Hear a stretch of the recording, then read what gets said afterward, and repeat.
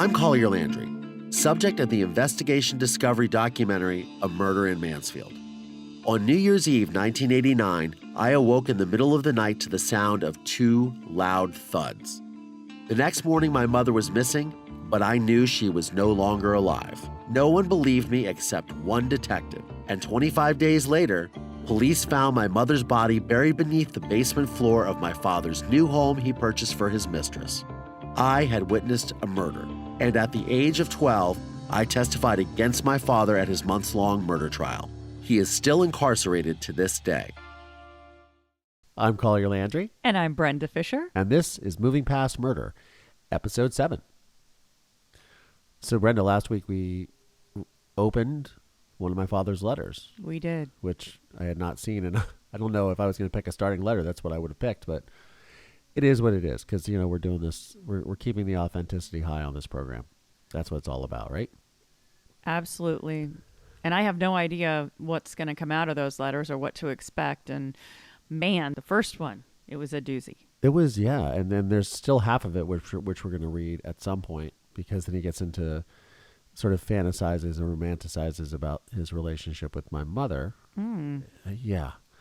But the last letter dove into sort of my mother's side of the family and a brief history about her side of the family and her parents and my sister, or I'm sorry, her sister, Carol, which was interesting because I reached out to a cousin of mine after we recorded that episode, and he had some interesting things to say. So we're going to talk about it. What do you think? I think that is a fantastic idea. All right. My father's letter out of my big bag of goodies. Yes. Which is AKA the bin of my father's letters that I recently acquired. And yeah, we didn't know what we were going to be reading. And again, I don't know if I would pick that letter to start with, but we did. So there was a lot of really personal things about my family history because, the letter was dated 2007. So I was, 29 at the time? And I believe I had asked my father about, what about the family history? Because I know nothing about my family, really, other than what I've heard or what, my mother had told me growing up or my father. And you can't believe anything out of my father's mouth. Yeah. And my mother, also in a way had a lot of stories that weren't necessarily accurate. So, and it's not like I can sit here and ask her these now, right? Right. So it's one of those things that it's difficult. Okay. So in February of 2019, I got a random Facebook message from a guy, and he was my mother's cousin. So on my mother's side of the family, the Ledwith side of the family. Mm-hmm. And I never even heard of this guy before, but we talked and we got along, and he had seen the documentary. He was really proud of me for doing it and everything like that, and honoring my mother, and the documentary being A Murder in Mansfield. Right. And he had a lot of positive things to say, and had not known my mother super well growing up, but his brother had. My brother had known her better because he was a little bit older than him. And knew my Aunt Carol, which is my mother's sister, really, really well. So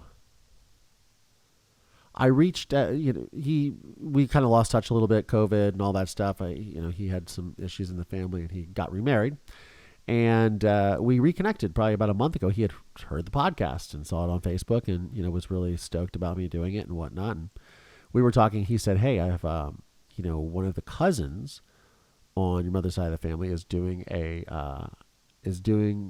sort of family history, and I want to make sure you're a part of that. And I was like, oh, that's really cool. We kind of got into more conversation about my mom growing up, and he said, my brother was really close to your mom's sister, Carol. He's like, you need to talk to my brother, because one of the things in this whole scenario growing up and dealing with all of this is I don't really know a lot about my family, like I said. So I am still on this journey of trying to discover where I come from. Right. And, we talked last week, we joked about it, but I'm going to get the 23andMe test. I'm going to do the 23andMe. And we're going to do it live on this podcast. I promise. In fact, I should just order that this week. I said that last week. I'm going to order it this week. I need to actually just do it. But You do. anyways, he said, you should talk to my brother. I'm gonna hit him up and tell him that you want to talk to him. I was like, great. So I didn't hear from him for a minute, but it was no big deal. I didn't get back to him. Life. A couple weeks later, and so this last week when I was driving to set, he's on the East Coast, so I sent him a phone call and said, hey, I'm driving to set, just want to catch up. I'm gonna be in the car for a couple hours, yada yada, right? So he finally called me back the next day. And we were talking a little bit. He's like, yeah, I heard the latest podcast. Blah, blah, blah. I said, yeah, I read this letter from my father. It really kind of made me angry. He was, speaking about my Aunt Carol and sort of passing judgment, blame shifting, doing the sociopath thing, the projection, the gaslighting, all of that, which I can now see as an adult, which is amazing. I wouldn't be able to really see that as a child, but I said, he said, yeah. And he's like, I spoke to my brother, and he's like, I don't really know how to tell you this. He's like, but I talked to my wife about it, and she said I should just be honest with you. And I'm like, okay, great. What did he say? And he goes, he doesn't have any interest in talking to you. And I was like, oh, wow. Why? Well, and he said, I don't really understand why he feels this way. But I guess apparently his brother had sent him a text and said, don't be sucked in to Collier's scheme. He is just like his father. He is from the same lineage. He is just like his father. Now, mind you, I've never met this man ever in my life. And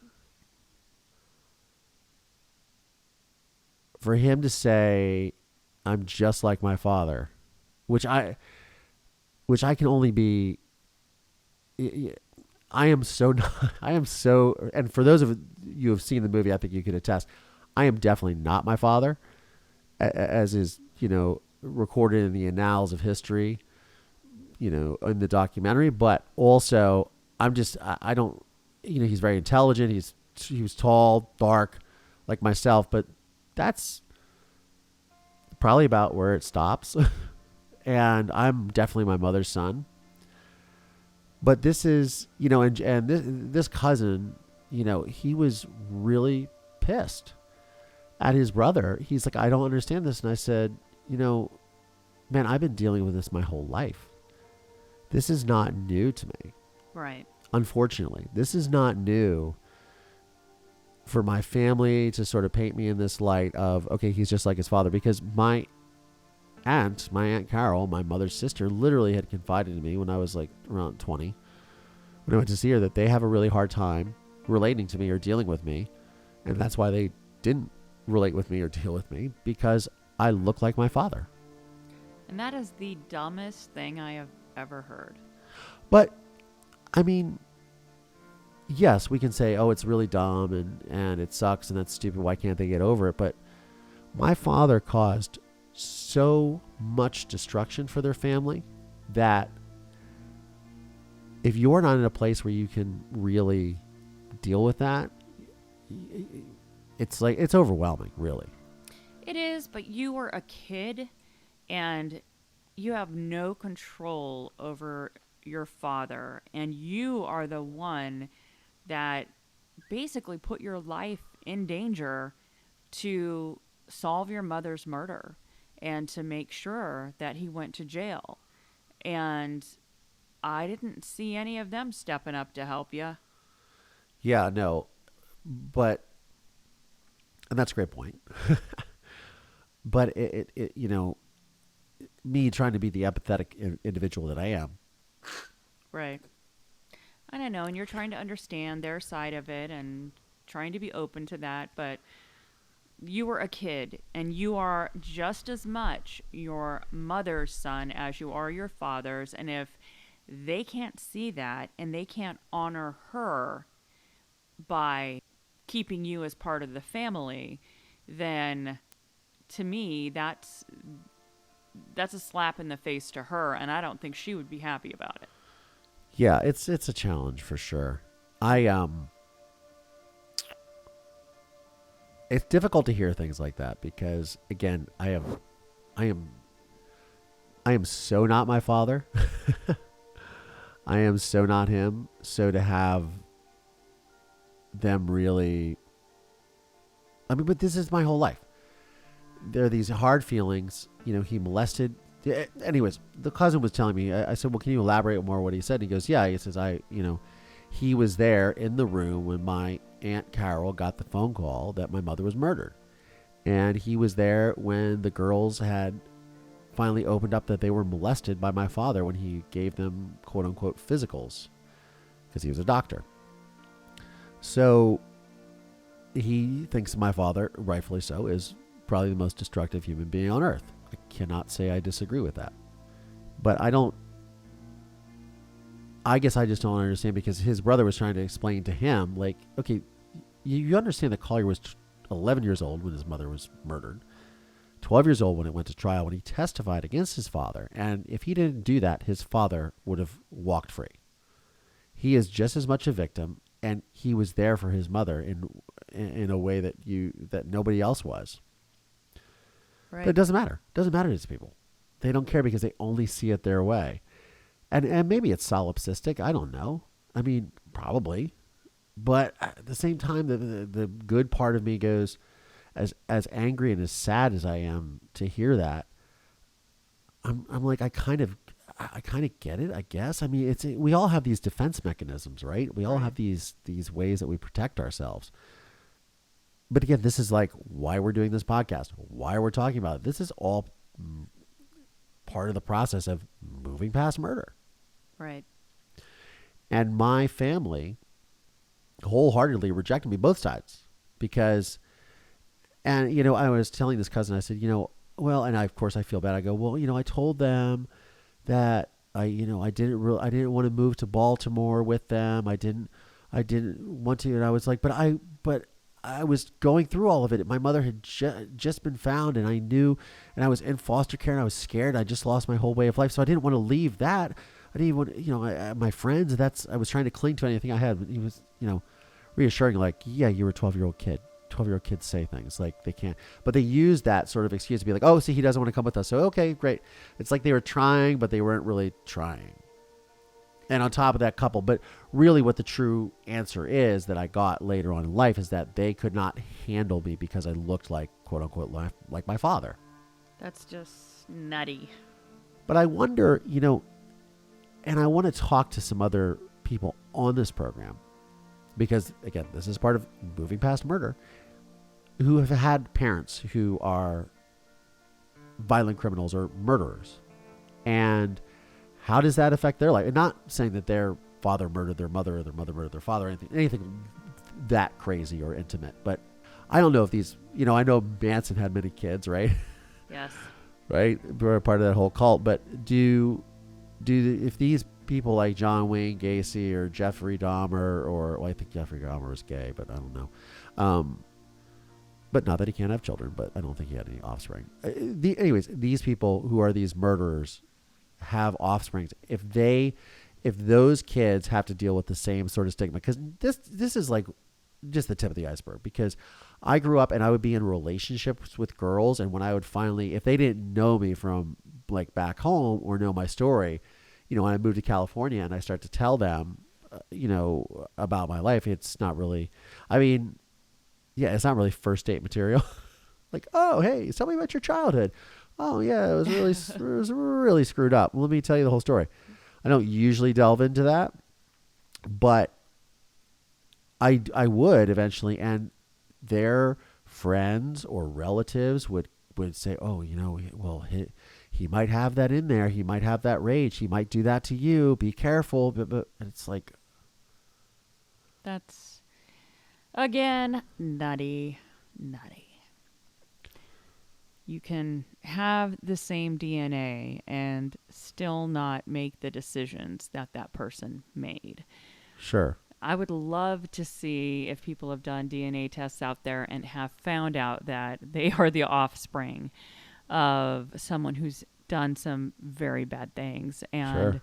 have them speak up and say, listen, I have the DNA and I'm fine. It'd probably be very cathartic for those of you out there that are offspring of people who have murdered other people. You guys could almost start a club of, I'm a good person, even though I'm related to someone who isn't. So I'm sure that that would be an interesting interview or interviews. It would. It would really make it would make a very cool conversation for me. I just would love to sort of be on that same common ground and just try to relate because and you figure something like that, right? A John Wayne Gacy or Son of Sam or what, maybe the same person. I don't know. Pick your famous murderer, true crime people, because these things go, to like an international scale, right? And they murdered people from multiple families, right? Definitely. So the stigma that these kids would have to come on, the scrutiny and stigma is way worse, I guarantee, than my own. Right. If they even tell anyone. Yeah. I mean, imagine living with that and not even being able to say it. At least with me, the destruction, as crazy as it is and as destructive as it is, at least it was, somewhat, sort of self-contained, right? It was right. contained within my family. There was containment. And even though as we outlined in the film of Murder in Mansfield, we were showing the consequences of violence on not only individuals, but ancillary victims, communities, yada, yada, right? Something I'm very passionate about, as you know. But it was still self-contained. He murdered my mother, I testified, right? He did not murder multiple people in other families, other states, other whatever. So the destruction was more contained within a family, within a certain bloodline, if you will. Right. I don't know. I think that maybe these things make people take a really hard look at themselves, and it gets really uncomfortable. I mean, obviously it gets really uncomfortable. They don't want to talk about anything. Nobody from my family wants to talk to me. I mean, I'm so lucky that this cousin came out of nowhere literally a couple of years ago. I mean, it's so amazing to... That is cool. To connect with somebody I don't even know, just coming out of the woodwork and being like, hey, and then the really cool thing is there's another one of his cousins that was also knew my mother really well that is doing like a family history. When he contacted me over here on the podcast a couple of weeks ago, he said, this guy, he's down in Florida. He's doing a family history. I want to hook you up with him because I want to make sure that you are a part of our family's history and what you've done and what you did for your mother. Yeah. And that's really cool. That is really cool. And it's nice to know that there are family members that are willing to include you and not make you feel like you're a complete outsider because of something he did. Not you, what he did. You did something really positive to honor your mother's murder and her life, and to make sure that, he went to prison. And what, to me, what a 12-year-old kid did, outweighed what these other family members did that were adults. And, they need to give you some credit for that. Yeah, it's, I don't want the credit. I just don't want to be labeled, oh, he's just like his father. The bad seed. He's got the same genetics. He's got the same because that's just bullshit. It really is. And I think I've lived my entire life, but I've lived my entire life also with that stigma, because then I remember getting in confrontations with, people. Mm-hmm. And I remember, I think I was telling you about this on just a personal note, but I just remember like when I went from private school into a public school, I was bullied a lot. And for whatever reason, kids get bullied in high school. And I survived. All right. I lived through it. I didn't have to start a movement. It was okay. Just sort of part of life. We call it initiation, I suppose. But, I know that this is a different era and we're all very worried about bullying, which right. Cyberbullying and things like that is very insidious. So I'm not making light of it. But what I am saying is, for a lot of people that have been through that type of thing, you will get through it. It's just keep your head up because, Right. But I remember specifically getting thrown up into lockers and people getting in my face. And I remember not wanting to fight back, even though I was like, I was a big kid and not I was a fighter. I didn't have an aggressive, but I was especially reticent to do anything or get into any sort of aggressive encounters because it scared me, because I felt like if there might be a hidden switch that I'm not aware of that just, boom, Right. snaps, and I, go full on postal on them and just rip them to shreds. I go way over the top. So I was always really conscientious of that for a really long time. And then I kind of got over it. I was like, that's not going to happen. Like, I'm not that person. But, especially when you're a teenager growing up and you're so confused and you're dealing with everything I was dealing with, you almost wonder, do I have those tendencies? Because you're already calling that into question. And then have other people call them into question, your own family. It makes you, it's a tough situation. And if anyone had actually seen you in action, especially with your Chihuahua, Blondie, they would know you don't have a mean bone in your body. I don't. So anyways, that was a really interesting conversation. And he, he's like, I'm going to still talk to my brother and I'll see if he'll come around. And I said, but he could feel, I guess the whole sort of rewarding thing for me, if there is anything rewarding out of this particular conversation, was the fact that someone else in my family for the first time saw what I have been dealing with since I was a child and how insane it is. Right? It's probably really nice to have someone to talk to about that stuff too that's in your family.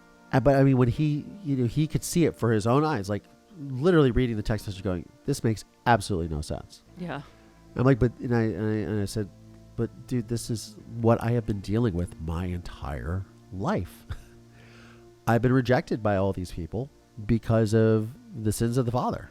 Right. And I am like the furthest thing from this man. And I don't know. It's, we live in a society which is based upon stereotypes and prejudices and things of that nature. And it goes well beyond the color of someone's skin. For example, I'm doing a film right now, color correcting with this Italian director. And very quickly, he is, his wife is from a wealthy Italian family. And he is from a sort of, they're a different type of rich. They're, old school way of Italian making money, aka mafia activity. So, he was a bit of a pariah. He was a complete pariah when they got married, and they don't want anything to do with them because of that, because there's prejudices in that. I don't know. I felt like a pariah in my own family at a very early age. And I don't think anyone should have to feel that way. So, and I was telling this story earlier today because my neighbor comes out, not the neighbors that I mentioned last week that make the really good food. Yeah, that are Tunisian, making the really good Tunisian food. But I did ask him, Brenda, just for you. Mm-hmm. I said, next time you're cooking something, can I come down and knock on the door? He's like, absolutely, man. I'd love to. He tells me that a lot of their dishes are based on lamb and couscous. Yum. That's their thing in Tunisia. And I'm like, oh, okay. I am here But it's like for a different type of couscous than most of us are familiar with. He was explaining it to me. So my other neighbor, who, when I first moved in, I've been here, a couple months now. He's actually, ironically, from Cleveland, Ohio, and then lived in Baltimore before he moved to California. So Baltimore is where my aunt was living, or I don't think she lives there anymore, but that's where all of this happened, and the stuff with my aunt and the kids and all that, everything I was just speaking about. So, which is kind of ironic. But I told him about my documentary because he has a son that's in film school, and I did a music video, and I brought his son on the job so he could, participate and get a little work experience, which is, how I came up. I was, I just tagged along on jobs, work for free, but hey, you get to learn stuff, right? Right. So, he came out today with his little dog, and he just was looking at me. He's like, so I watched your film. And I was like, oh, okay. I was like, oh, you watched it finally. He's like, yeah. He's like, man, like the fact that you are a put together individual who is not like curled up into a ball, right? And just completely isolated from the world is like, he's like, it's a fucking miracle, man. And I was like, thanks. And then we started, we kind of got onto this topic randomly about my father, because obviously that's the big scene in the film is I confront my father in prison and all of this. And I started kind of telling him a little bit of the backstory. But I mentioned that, reading this letter on the podcast last week, and I said, my family, but he was asking me specifically, like, the things you learn from parents, right? Mm-hmm. And he's got 2 kids, so he's been thinking a lot about this. What is he leaving his kids with? What does he set them up with, as far as like not financially or anything like that, but leaving them with like life skills, right? What has he taught them as a parent? How has he lived his life to show them, hey, because they're both like coming into college age, Right. and so they're young adults getting ready to get out in the world and do that whole thing, right? So he's been very cognizant of it. Then when we saw the film, he was like, wow. And just how he's like, he says, you were a little mensch, weren't you? And I was like, I was like, yeah, I guess so. Thanks. Because, he was just talking about how I was, and he's like, your mother really left a mark on you. And I was like, well, yeah. I was like, I am definitely my mother's son. But we started engaging this whole, sort of sins of the father type of discussion. And I was telling him about the reaction from the cousin and his uncle, or sorry, his older brother. And how do I was like, Jerry, do you feel this way? Like, and he said, no, that's not a fair judgment. And, we got this, philosophical conversation about how societies kind of judge these people. And, it was very interesting. And he was expressing his own sort of, he was abandoned. He felt very abandoned by his mother as a child, both him and his siblings, because she wasn't there. She was kind of vacant. And he was, probably, for a lack of better word, a latchkey kid to a certain degree. So, and how that affected him, and how he has tried to regain closure. And so he was watching the film, and he said, it really inspired him to keep on that path again, because he feels very strongly that you have to confront these demons with your parents or with whomever, because when they pass away, you'll never have those moments. And don't be scared of taking those moments to say, look, this is how I feel. This is what happened when I was a kid. This is my truth, right? Because a lot of times he says, his mom gets upset and says, oh, I didn't do that. I didn't do that. He's like, but Mom, you did. And, it kind of brought him a renewed sort of interest in his journey of trying to reconcile with her, just for the sake that he feels before something happens to her, that he did everything he could. And I told him, I was like, you do everything you can, but I was like, you have to accept the fact that they might not give you the answer that you're looking for. But that, as I say in the film, Right. my father says, I believe that you believe that, Dad. And that's my answer, because he just doesn't give me a quote unquote answer that I was expecting or anyone was expecting. Right. Right. So, spoiler alert. So, and again, about I did a TED talk about this too. What if the answer you seek is not the answer you need? Because at the end of the day, if I had gotten the answer that I was supposedly out for originally, would that have brought me the peace and solace that I sought? And I'm going to be willing to bet no. And the guy in the doctor who I'm seeing, Dr. Dennis Maricus, in the film, he tells me, and I don't know if we have it filmed, but he told me privately, he goes, if your father had given you the answer that you thought you needed, you would have probably had way more questions than you did. And it's just a vicious cycle that way. So, I don't know, things to think about this week. Yes, for sure. Perspectives to shift. Does make you think about a lot of things, but just thinking back to the whole you're like your father thing. I mean, you might have some things that you picked up from him trait-wise. I mean, you're extremely intelligent. You definitely can learn things and you've researched things, and maybe those things are similar, but the core of who you are, and I think that is the big takeaway. The core of who you are comes from who you want to be. And, I know that you look at him and you think about him daily, in everything that you do, and make sure that, you're only using the good parts and you're staying away from the bad parts. And you're probably more cognizant of it than most people are. A lot of people just don't think about those things. And I know that you do, and you keep yourself in check because you are dead set on not being the worst parts of him.